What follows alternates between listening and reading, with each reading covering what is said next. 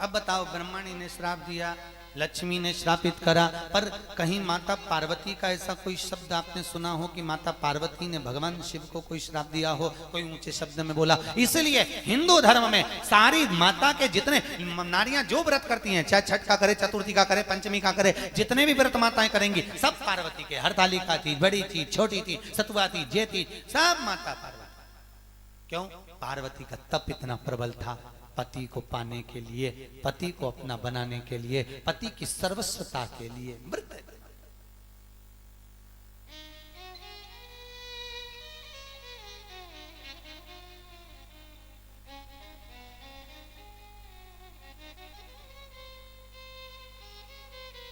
शिव एक आगे वर्णन आया।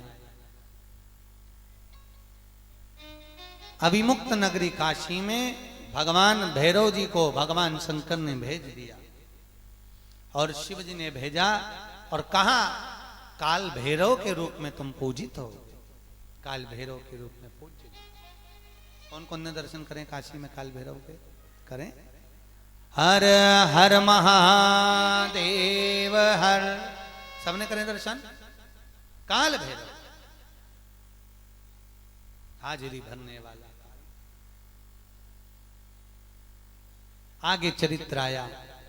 भगवान शिव के सुंदर स्वरूप का मूलभूत जो शिवलिंग है उसके निर्माण का क्रम बताया गया।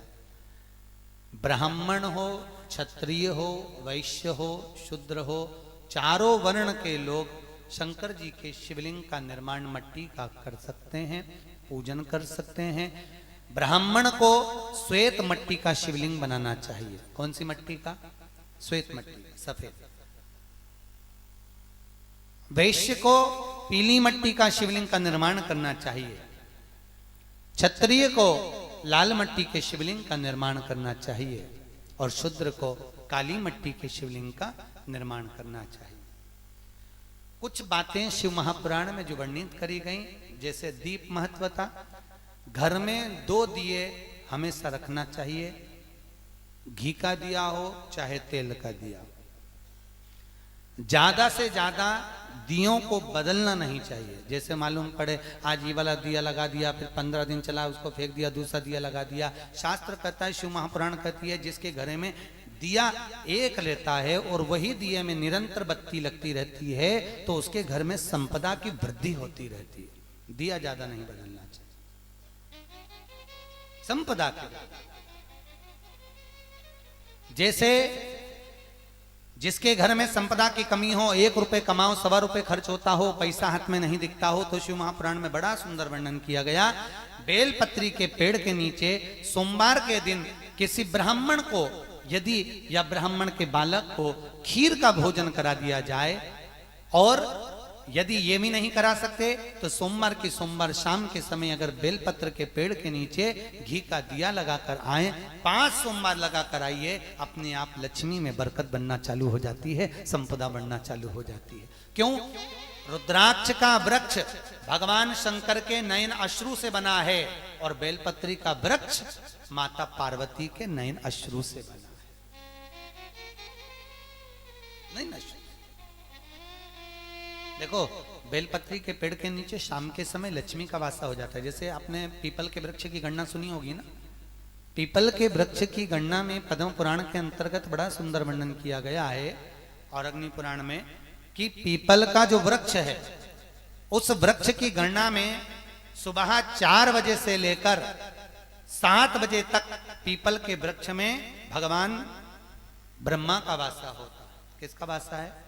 ब्रह्मदेव। 7 बजे से लेकर पीपल के वृक्ष में 10 बजे तक पीपल के वृक्ष में भगवान विष्णु का वासा होता है। किसका वासा है? भगवान विष्णु का। 10 बजे से लेकर 11:30 बजे तक पीपल के वृक्ष में पितरों का वास प्रारंभ होता है। पितर जानते हो ना? पितर जानते हो ना सब लोग? पितरों का वास 11:30 बजे तक। इसलिए हमारे शास्त्र विधान में कहा गया, श्राद्ध पक्ष में अगर ब्राह्मणों को भोजन कराना है, श्राद्ध पक्ष में अगर ब्राह्मण जिमाना है तो 11:30 बजे तक घर में ब्राह्मण जिम लेना चाहिए। 11:30 के बाद में पितरों का वास्ता समाप्त हो जाता है, पितरलोक के दरवाजे बंद कर दिए जाते हैं। तो 11:30 बजे तक पितरलोक के दरवाजे खुलते हैं, तो 11:30 बजे तक पितरों का वासा। 11:30 के बाद में पीपल के वृक्ष में आहूतों का वासा होता है। आहूत जानते हो, जो बच्चे गर्भ में शांत हो जाते हैं, 6 महीने के बाद शांत हो जाते हैं और कुंवारी अवस्था में मर जाते हैं, उनको आहूत कहा जाता है, आहूतों का वासा। फिर पीपल के वृक्ष में वासुकों का वासा चालू हो जाता है, यज्ञ पुराण का संवाद है। वासुकों का वासा के बाद में शाम को 4 बजे से 7 बजे तक पीपल के वृक्ष में भगवान शंकर का वासा चालू हो जाता है। 7 बजे के बाद में पीपल के वृक्ष में रात्रि को 8 बजे से 9:30 बजे तक पीपल के वृक्ष में कुबेर का वासा होता है। इसलिए दीपावली के दिन रात्रि को 9 बजे जो पीपल के पेड़ के नीचे घी का और एक तेल का दिया लगा देता है, उसके यहाँ कभी संपदा की कमी नहीं होती। तो 9:30 बजे तक पीपल के पेड़ में कुबेर का वासा। ऐसे वासों का क्रम कहा गया है। तो हमारे यहाँ कहते हैं पीपल के पेड़ की परिक्रमा करना है तो कब करिए? सुबह के क्रम में कर लो, ब्रह्म मुहूर्त में कर लो, 4 बजे, 5 बजे, 6 बजे, 7 बजे, 8 बजे, 9 बजे, 10 बजे तक पीपल के वृक्ष की परिक्रमा हो जाना चाहिए। फिर पीपल के पेड़ की परिक्रमा ना रात को होती है, न दोपहर में होती, न शाम को होती। शाम को क्योंकि किसका वासा हो जाता है? अरे बोलो तो, भगवान शिव का। अब शंकर जी की परिक्रमा नहीं होती ना, क्योंकि शंकर जी पीपल के पेड़ में जाते हैं तो वहां पर परिक्रमा नहीं होती।